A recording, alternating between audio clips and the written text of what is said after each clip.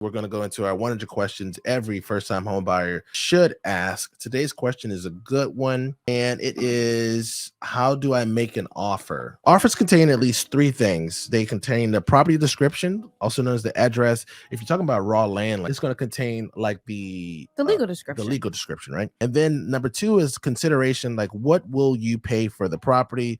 Number three is the settlement date. So when will this property close? Yeah, so if you have these three things, then you technically have enough for a contract. Essentially, it can say that Brian the buyer will purchase the home at 123 Main Street for $800,000 with a closing date of March 30th, 2023. That's all you need to have a sales contract. However, in the state of Virginia, we typically do not write our contracts that way, right? We have the residential sales contract that we use that's going to include that information with a host of other items and details. Northern Virginia sales contract is pretty standard. So for most of our offers, it is true that you could make an offer just on the back of a napkin and say, I, the buyer, would like to buy your property, the seller. Unfortunately, the lawyers have gotten into the Unfortunately, I don't know if I'll say yes. unfortunately. Yes, every time a contract gets larger, it's usually tied to a lawsuit. So somebody got sued, and then the lawyers have gotten involved to minimize the number of lawsuits, and now we have, multi-page contract. Yes, for clarity, our contracts actually change twice a year, or at least they're reviewed twice a year. So every January and July, we get updates to our sales contracts, and there are usually very small changes, but just a little clarity here and there. So there are a few things that are usually included outside of just the address, name of the parties, and the sales price, right? We're usually going to have the earnest money deposit, which we've already talked about previously, which is how much you're going to hold in escrow to show the seller how serious you are, right? So you're going to put the earnest money deposit down. That's usually going to be held by the title company. You're also going to have the details about what does and does not convey. And so when we say convey, we're talking about what's going to stay with the property. So that means the appliances, the ceiling fans, if there's a storage shed, garage door openers, things of that nature. So all of those fixtures within the home, what's going to stay? Are the window treatments staying or are they going? So all of that is included in the conveyances. And then in addition to that, on the very first page of the contract, not only are you going to share how much you're going to pay, you're also going to share what type of financing you're using. So if you are using a FHA loan, a VA loan, or a conventional loan, you have to identify that in the sales contract, but also how much of a down payment will you be putting down. And if you plan on changing that at any point in the contract, that has to be agreed upon by the seller after you've agreed to this initial financing. Lastly is if there'll be any type of inspection, so like wood destroying inspection as well. So that's the contract. Most transactions in Northern Virginia have financing. And that means that there's always going to be, in most scenarios, it's going to be an addendum, right? And so some of the popular addendums are home inspection, including a radon inspection.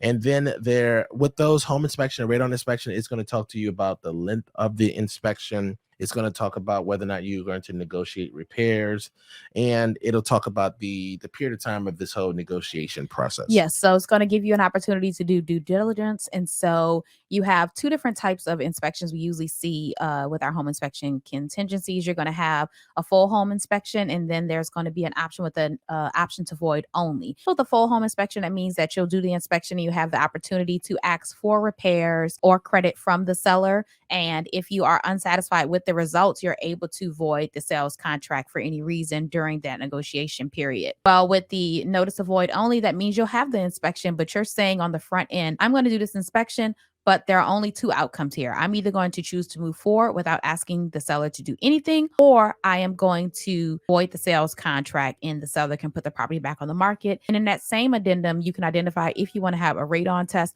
And essentially the same goes here, whereas you can have the radon inspection and you're going to ask the seller to remediate the radon or void the sales contract. So that is one of the two most common addendums that we see. And as Abraham said, we also have the financing contingency, which is going to go into more detail about the buyer's financing, and we're going to specify how long the buyer has to secure that financing. So the financing contingency usually will say how long you have to secure your financing. We see two types of financing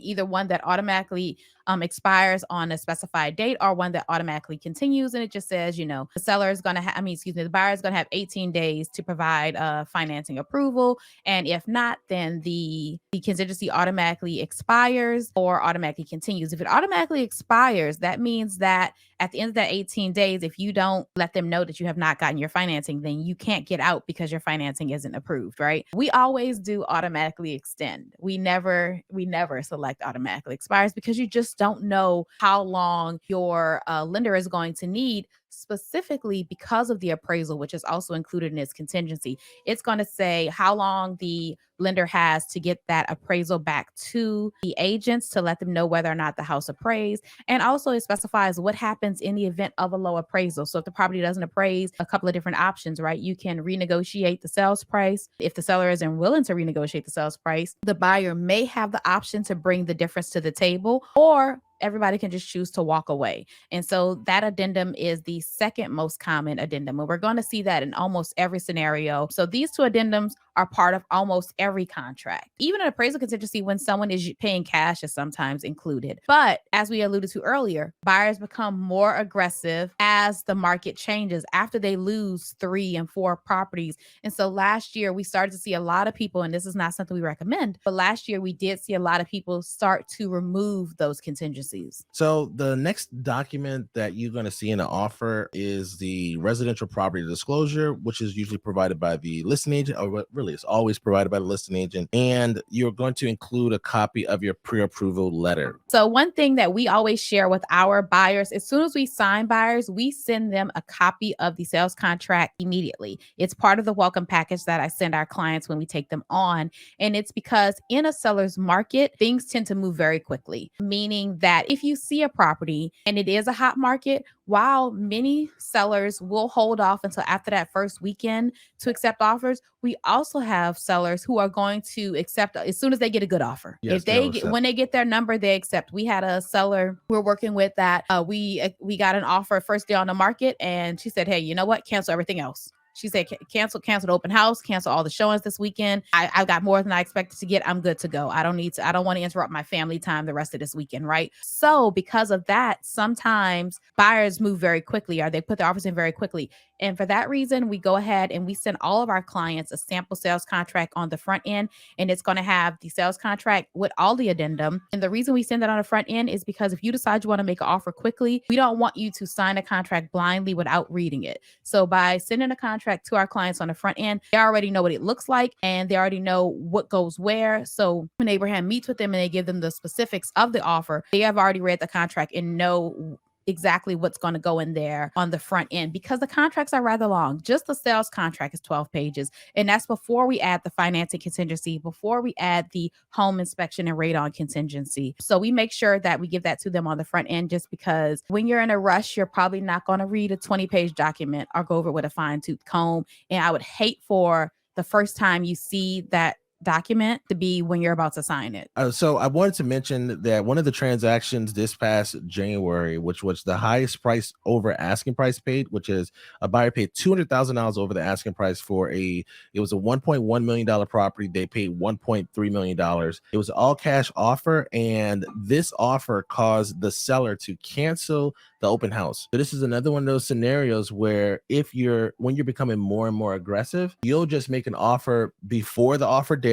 You'll force the hand of the listing agent to review the offer, and then the seller will make a decision, or could make a decision. Hey, look, I'm not going to even wait till the weekend. Yes, because sometimes the sellers will say, okay, I'm holding offers to noon. Or what a buyer can do, if you're aggressive and you feel like you've wrote a strong offer, is you can tell them, I'm going to pull my offer at 10 p.m. on Saturday. So if you don't reply to me by 10 p.m. on Saturday, I'm going to send you a void and we're going to move on to the next property. Right. Does that always work? No, but this person was offering $200,000 cash above list price. So I think that they felt like they were in a driver's seat in that scenario. And it seems like they were. Excellent. So that was question number 32. How do I make an offer